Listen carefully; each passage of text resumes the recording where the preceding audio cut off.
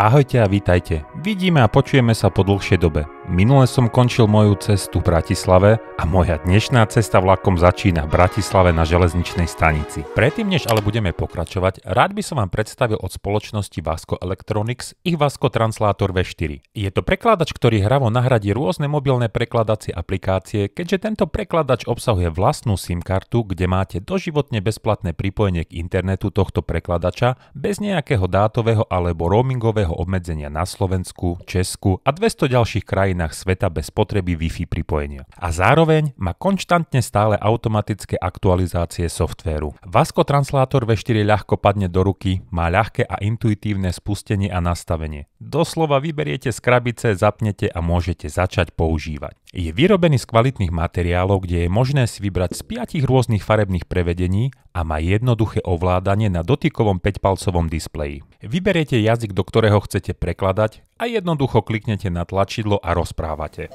Ahoj, ako sa máš? Hello, kumusta ka? Preklad funguje s 96% presnosťou. Okrem hovoreného slova môžete nechať prekladať aj písaný text tým, že ho odfotíte kamerou prekladača a ten vám to preloží na displeji. Komunikáciu môžete zdieľať aj s inými ľuďmi, kliknutím na tlačidlo a zadaním mailovej adresy. A zároveň si s týmito ľuďmi môžete aj chatovať. Prekladač zaznamenáva hlas 2 mikrofónmi a potláča hluk na 99%, preto je vhodný aj vo vlakoch a na iných rušných miestach, keďže má aj silné reproduktory, kde je dobre počuť preloženú odpoveď. Ak do konca decembra tohto roku nakúpite cez stránku Vasco Electronics tento prekladač a zadáte kód Jaroslav5, dostanete 5% zľavu, ktorú je možné kombinovať s inými zľavami. Je škoda, že som o tomto prekladači nevedel v čase, ako sme sa presťahovali do Číny, keďže umožňuje komunikáciu v 70 plus svetových jazykoch. A my by sme sa vtedy mohli vyhnúť trápnym situáciám, keď sme museli používať vetu Wo ting budong jongwen. Určite by som tento prekladač odporúčil každému, kto cestuje po svete alebo na dovolenku a chce bez problémov komunikovať v lokálnom jazyku a zároveň sa nemusí bať o výdrž batérie, keďže tá vydrží až 5 dní. A možno už aj tušíte, kam smerujem. Ak ste si tipli Rakúsko a Viedeň, tak hádáte správne. Smeroval som vlakom, čo pravidelne jazdí Bratislava-Viedeň Hauptbahnhof. Pri kúpe lístka na stanici som sa dozvedel, že jednosmerný lístok stojí 14 eur a spiatočný 18 eur. Ešte, že som nekupoval online tento jednosmerný lístok na tento deň. Ušetril som si 14 eur. K tomuto vlaku okrem rakúskej súpravy boli priradené ešte aj 2 vozne od železničnej spoločnosti Slovensko. Naskočil som do vozňa od rakúskych železníc. Jednoduchý vozeň, čo mi tam chýbalo, bol nejaký stolík pri okienku, ako býva v našich vozňoch. Na počudovanie tento vlak bol dosť plný, ale cesta do Viedne zbehla raz, 2. Hotel som si rezervoval hneď vedľa vlakovej stanice. Bol to ten istý hotel ako pred 3 rokmi, keď som išiel do Semeringu z Viedne. Ráno bolo na čase vyraziť na vlak, ale prvo rozlúčiť sa s izbou a privítať sa so stanicou. Viedenský Hauptbahnhof je krásna veľká stanica so 4 podlažiami. Podzemné parkovisko, potom podlažie s obchodmi ako potraviny, športové potreby a iné, prízemie, kde je vstupná hala predalístkov, obchody a nadzemné podlažie, kde sú peróny 3 až 10. No a kamže som sa to vybral z Viedne? Tak moja cesta vlakom smerovala do Lincu, a to vlakom ICE od Deutsche Bahn, kde som si kúpil lístok do prvej triedy, kde cena lístka bola 74 eur.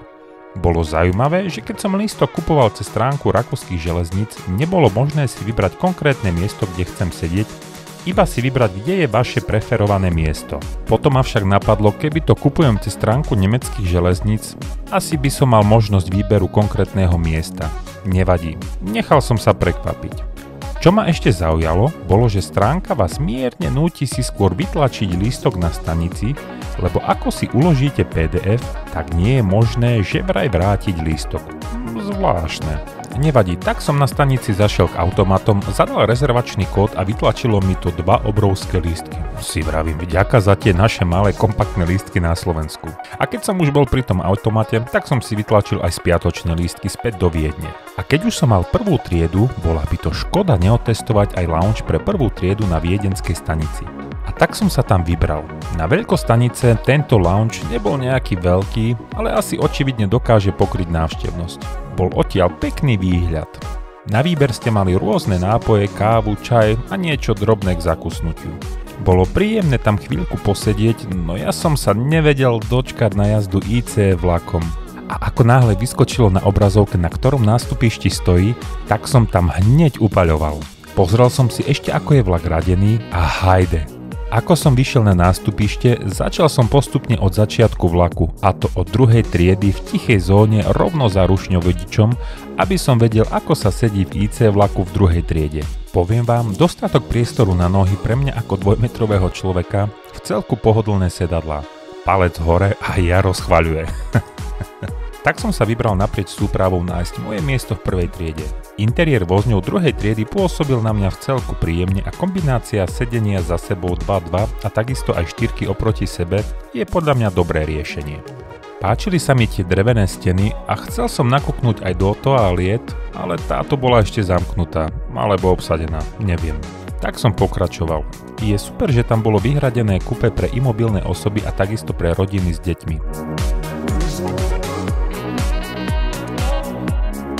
Reštauračný pult bol ešte zatvorený, ale sedenie v reštauračnom pôsobilo príjemne.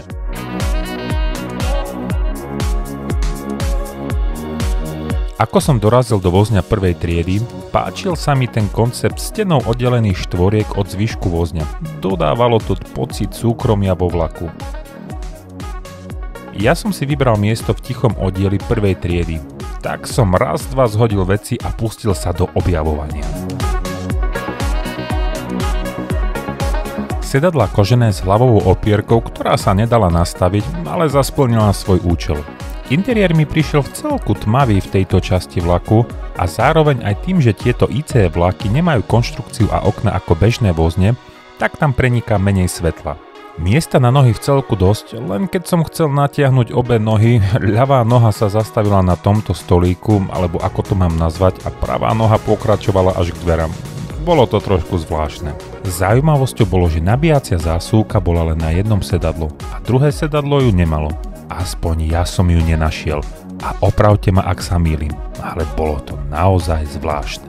Niekde v komentároch som sa v minulosti stretol, že v našich vlakoch nie je niekedy upratané. V tomto vlaku, ako som vošiel, tiež vedľa bola prázdna použitá šálka od kávy a na mojej strane odrobinky od jedla a nie že len pár. Očividne ako vlak došiel zo svojej predchádzajúcej jazdy, nebola tam upratovacia čata. Hold, stáva sa to aj vo svete. Čo bolo pre mňa mínus v tej tichej zóne je, že človek má sedadlo hneď doslova v prvej rade vlaku. A tak celý čas sa pozerá na seba a jediná možnosť, ak nik nesedí vedľa vás, tak sa pozerať z okna. Ale ak by tam niekto sedel vedľa mňa, tak nakláňať sa cez neho a pozerať von z okna by bolo nepraktické. Nevadí, ponaučenie do budúcna. Tieto IC vlaky radu 3 sú schopné ísť rýchlosťou 330 km za hodinu. Keďže na mieste, kde som sedel, nebol žiaden monitor alebo obrazovka, ktorá by ukazovala maximálnu rýchlosť, tak som sa spoliehal iba na Waze. A tu vidíte, čo som odfotil obrazovku môjho mobilu. Šli sme 217 km za hodinu. Keďže tieto IC vlaky radu 3 sa začali vyrábať v roku 1998. Hoď neviem rok výroby vlaku, ktorým som šiel, je v ňom už vidieť známky čiastočného opotrebenia. Inak apropo, aj keď sedíte v prvej triede, neobdržíte žiaden nápoj alebo aspoň minerálnu vodu zdarma ako u nás. Predpokladám, že je to z toho dôvodu, že tento lístok vám umožňuje vstup do lounge v tej východzej stanici a tam je vám ponúknuté to občerstvenie zadarmo. Lin sa nezadržateľne blížil a ja som sa pomaly pripravoval na výstup z tohto IC vlaku. Otvorene, tak som sa na tento vlak tešil, tak som ho opúšťal s neutrálnymi pocitmi. Nenadchol ma a ani ma nesklamal. Do Lincu sme prišli na čas a ja som mal hafo času na môj spiatočný vlak. Tak som sa prešiel po hlavnej stanici v Linci. Taká nie je veľká stanica. Rozmerom mi nejako pripomínala Košickú železničnú stanicu. Nepýtajte sa ma prečo, jednoducho ako som sa tam prechádzal, mal som pocit, že som na Košickej stanici. Zvonku to však už bola iná káva, pekne presklená budova a príjemne upravené okolie. Na tejto stanici som chvíľku tápal a hľadal lounge. Nenápadne dvere schované, kebyže to nehľadám poriadne, tak si to aj nevšimnem. Oproti tej viedenskej táto v Linci bola naozaj maličká. Zaujímavé. Nič menej, takisto tam bola možnosť si vziať nápoje, ovocie a nejaké drobné pochutiny. V kľude som strávil čas posedením v tejto lounge a už aj zbehol čas a na tabuli bol môj vlak smer Viedeň. Lístok na tejto trase Linz-Viedeň ma stal 64,90 do biznis triedy Railjetu od rakúskych železníc. Tešil som sa, že po odskúšaní biznis triedy Railjetu od českých dráh otestujem biznis od rakúskych železníc. Ako sa blížil vlak, vravím si super, to bude jazda. A hneď ako som nastúpil, si vravím super, iná konfigurácia vlaku, to bude veru jazda. Moje miesto číslo 41 nikde. Tak som sadol do jednotky triedy, že počkam na vlak vedúceho a vysvetlíme si to. Ten hodnú chvíľu nešiel, tak si vravím, už keď to mám zaplatené, tak sadnem do hociakého sedadla v biznis triede a aj som tak spravil. V tomto vlaku bolo len 6 biznis sedadiel, pri online kúpe lístka ich bolo viac. Takže toto sa nedieje len u nás, ako sa mi to minule stalo v rýchliku v prvej triede, že tam nebolo moje miesto, ale deje sa to aj vo svete. Zamrzí to, keď si človek zakúpi za takúto cenu biznis triedu a toto sa stane. Dobre, že neboli všetky miesta obsadené. To by bola iná komédia. Poviem vám, bol to super pocit opäť raz a zas sedieť v sedadlách biznis triede od Railjetu. Sú to fakt komfortné, príjemné a pohodlné sedadlá, v ktorých sa dá cestovať do nekonečna a ešte ďalej. Obrovský priestor na nohy. Polohovateľné sedadlá, kde si necháte podoprieť nohy alebo sklopíte sedadlo, že si môžete zdriemnúť, no prosto super. Keď sa nemýlim, čo sa sedenia týka, tak je to to isté ako u českých dráh. Mrzí ma, že tam nebol to rozloženie sedadiel ako na mapke, keď som kupoval lístok, aby tam bola aká taká odlišnosť. Jedine, čo môžem vyzdvihnúť pri českých dráhach, je, že tam dostanete 2-eurový voucher na útratu v reštauračnom vozni. Maximálna rýchlosť v tomto Railjete, ktorú sme dosiahli, bolo 225 km za hodinu. No krátko pred Viedňou sme začali prúdko brzdiť a sprievodca vyzeral zúfalo, keď išiel k rušňovodičovi. Ten po chvíli vystúpil, pozrel sa pod vlak a bol nahlásený technický problém vlaku.